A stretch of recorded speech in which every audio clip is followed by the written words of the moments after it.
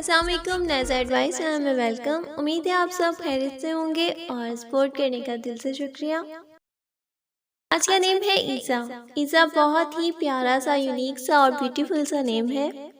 ये Urdu Muslim girl name है और इसके उर्दू में बहुत सारे मायने हैं, पर सबसे प्यारे मायने हैं इसके इज़्ज़त देने वाली, यानी कि ईसा नेम है और इसके मायने हैं इज़्ज़त देने वाली।